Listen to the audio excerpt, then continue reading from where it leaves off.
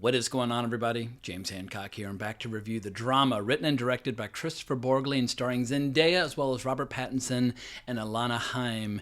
And holy smokes, when you get old enough to become a bitter, jaded, cynical moviegoer, there are a few pleasures in life that are more rewarding and more surprising than when a movie manages to completely blindside you and confound your expectations, because I was not excited to see the drama. Based on the two trailers that I'd seen for the movie, I thought it was going to be some like sugary sweet, emotionally manipulative, kind of cloying chick flick that would just make me projectile vomit in all directions, and I very nearly bailed at the last second. I walked to the wrong theater. I went to the Angelica when the theater I was supposed to go to was the Village East by Angelica, so I hopped on a city bike. I blasted up there, arrived just in time, and for like the first 15-20 minutes, I was like, God damn it, I was right. This is going to be one of those emotionally manipulative, kind of cloying, sugary sweet, just unendurable, insufferable movies. What's the worst thing I've ever done?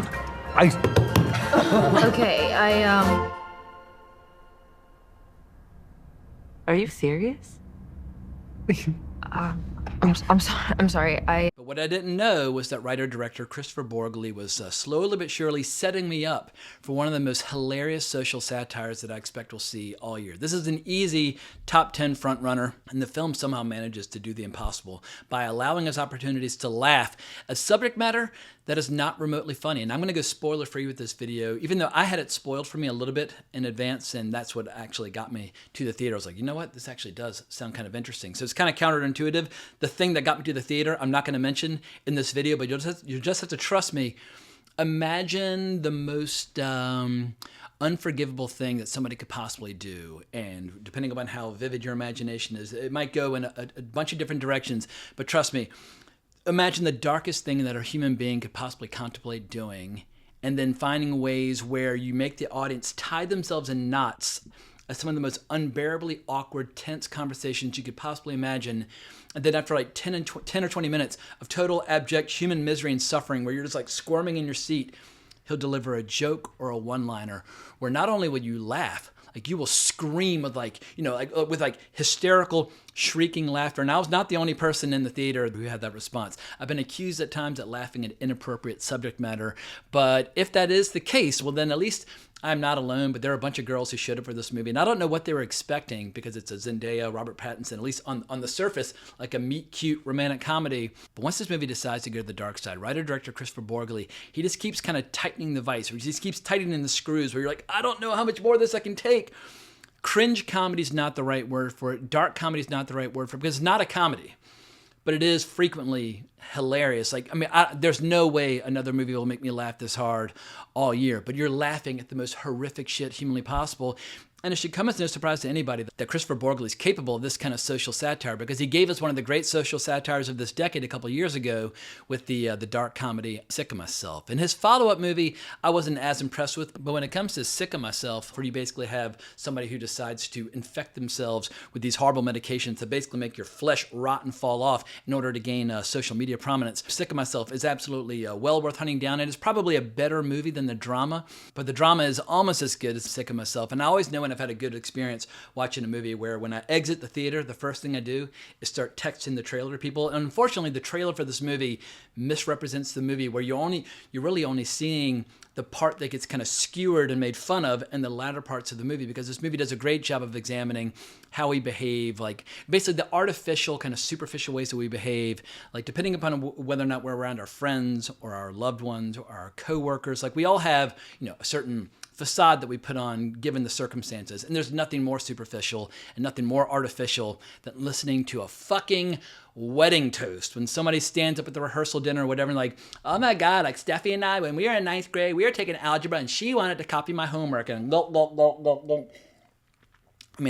don't like going to weddings, as you can probably gather.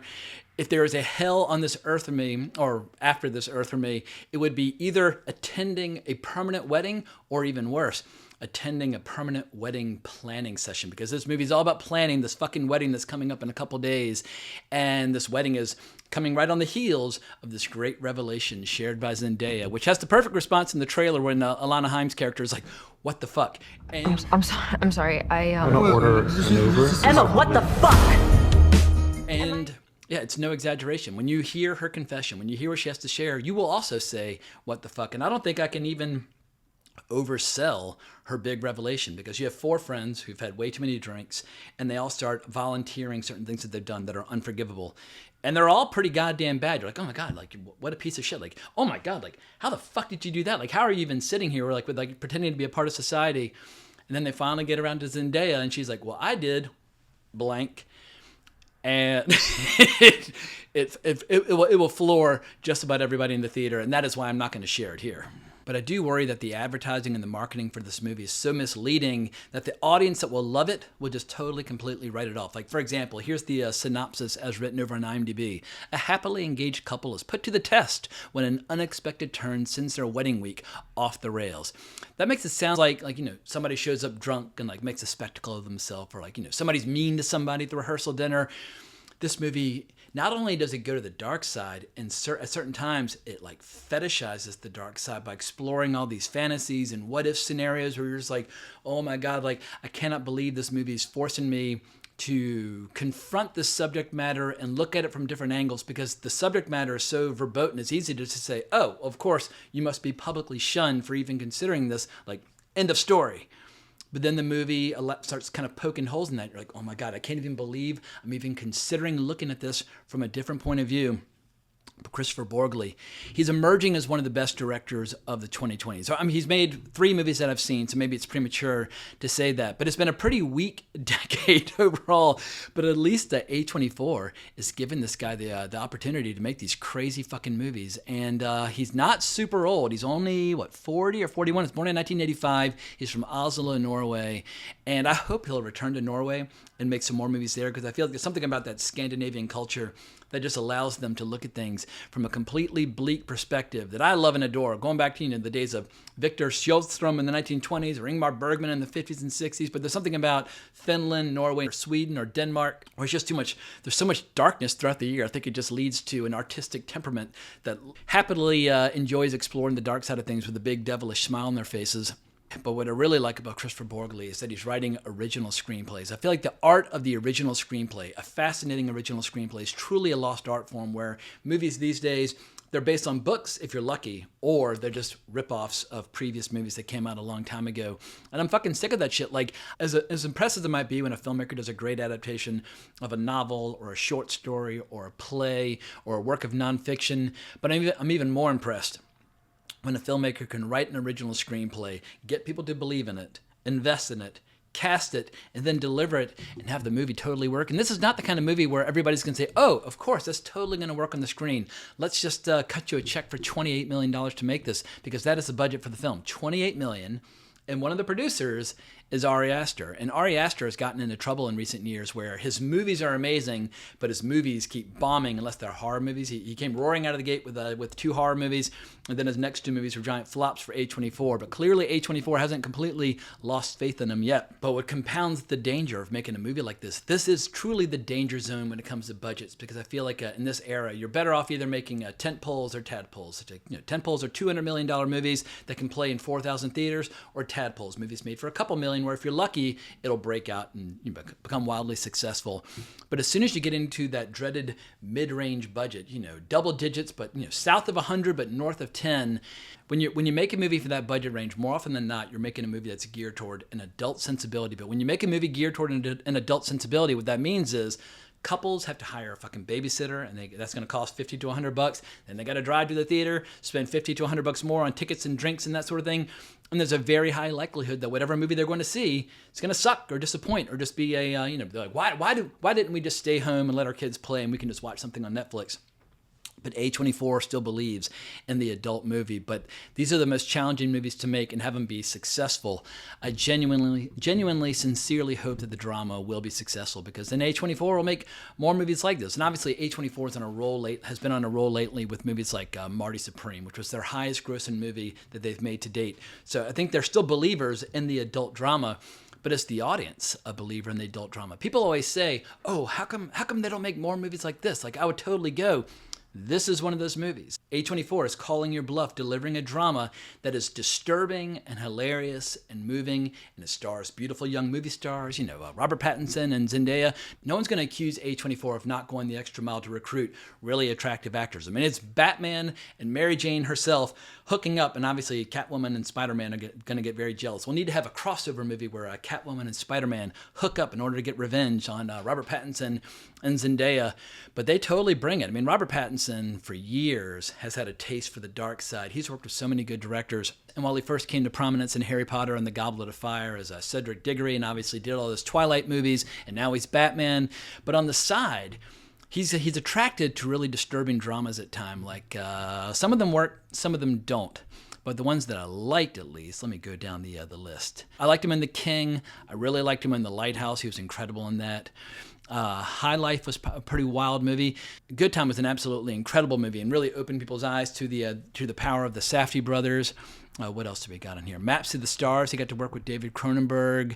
Cosmopolis. He also worked with David Cronenberg on that. So he's clearly not content just to be the good-looking guy appearing in Harry Potter, Twilight, and Batman. He also wants to do these dark, subversive dramas. And speaking of dark, subversive dramas, the drama is absolutely 100% successful on that front. But the big question is how to persuade friends and family members to see it without spoiling the secret that's contained at the core of it. And I didn't mind having the movie spoiled in advance because for me, spoilers never really matter. I'm much more concerned with how a movie does what it is doing as opposed to what it is doing. And so I've never really minded spoilers. But I know a lot of people, they're going to be dying to know, like, what is this big revelation that Zendaya is going to share about 1/3 of the way through the movie? And I ain't going to tell you, but if you go digging for it, you can find it. But I would argue that even if you were to remove this big scandal at the core of the movie, it would still work pretty well. It's just a great social satire of how crazy people get around wedding time when it comes to planning your toasts and all the phony bullshit stories that people plan on sharing and posing for all the pictures and just all the... people drive themselves stark raving nuts planning weddings where they'll take a few months off of their life just to plan the wedding, make themselves and everyone else around them completely miserable, and then it'll be such a blur they don't even remember any of it happening. On the other hand, I have been to a few weddings that were small. They were incredibly intimate and incredibly memorable where the bride and groom actually did get to enjoy the wedding. I always recommend pick 30 or 40 of your favorite friends and 30 or 40 of your favorite family members and just go somewhere cool or go somewhere remote where the only people that are going to show up are the people that actually really do genuinely like you. So it is possible to plan weddings that don't make you and everyone else around you completely, totally miserable. But in the drama, they've chosen the other route where they're completely exhausted, completely hungover, constantly vomiting and fighting. And speaking of vomiting and fighting, I wonder how couples and circles of friends are going to respond when they go see this, because it is the ideal movie for grabbing 3 or 4 friends, going to see the movie, and then going out to dinner afterwards and discussing it over a few drinks. But depending upon how people feel about some of the subject matter that's explored in the film, fights might happen, or people might cry, or people might point fingers. The hang session could very easily turn into one of these horrible situations like we have in the drama. So I don't know how people are going to respond, but I was loving it to pieces while watching it. And I was just relieved to discover yet another movie that I liked this year, because I was on a major cold streak for the first couple months of the year. And then I saw Project Hail Mary, which I really enjoyed. The drama I really enjoyed. So who knows? Maybe we're turning a corner. We're going to get all sorts of kick-ass flicks throughout the rest of 2026. But I know I'm kind of going fast and loose by the seat of my pants and kind of zigzagging all over the place. But let me have a look at the IMDb page to see if there's anyone else that I need to mention. Haley Benton Gates. She's going to be getting a lot of work after this movie. She has a small role in this, but it's a very memorable one. But I looked her up after the flick. And she's been in movies that I've seen, but I don't really remember her being in those. She was in a couple episodes of Twin Peaks back in 2017. She was in Uncut Gems. She was in Challengers. She was in Marty Supreme. And while this movie features a very long list of very pretty girls that are all dolled up for this big wedding, when it comes to Haley Benton Gates, all I can say is great googly moogly. But goddamn, after the drama, she's going to be getting a lot more work, as well as Alana Haim. And obviously, Alana Haim's this giant, pop star and that sort of thing. She doesn't need the acting work, but she clearly enjoys the acting work. But I think this is the best. This is easily the best performance by her that I've seen yet, and I think it destroys her work in Licorice Pizza. And Zoe Winters is really funny in it as well. She plays the photographer that's been hired for the wedding, and she's trying to coax, smiles out of people when there's all this, kind of lingering dread and drama going on behind the scenes where people are just like, the last thing they want to do is smile like they're having the time of their lives, but she's trying to coax these smiles out of them. So, yeah, I laughed uproariously at many of the performances in this movie. And Mamadou Atii, if I'm saying his name at all correctly, he plays the best friend of Robert Pattinson's character in this. Initially, I worried I was going to really hate his character. But once again, I didn't realize the movie was setting up this social satire where eventually the facade would drop and we would see the real man. And there's how can I say this without spoiling? When Zendaya, the morning after her confession, is worried about how Charlie, played by Robert Pattinson, might react, she's exploring certain scenarios in her brain, and she imagines Mike and Charlie having this conversation that's not happening. But the things that Mike says in that fantasy of hers or that nightmare of hers just once again had me absolutely cracking up. And I put a huge premium on any movie that can make you laugh and laugh hard. Not LOL, when people kind of politely applaud and just kind of chuckle. That doesn't count. I'm talking about involuntary, holding your stomach, guffawing, like when you double over and you just scream with laughter because you're just so relieved to have that opportunity to let a little tension off or let off a little steam. And so I'm going to give a big, full-throated, strong recommendation that people check this out. And who knows, maybe I'm totally overselling it because I went into this movie kind of dreading it and not wanting to go because I fucking hate the kind of movie that it appears to be on the surface.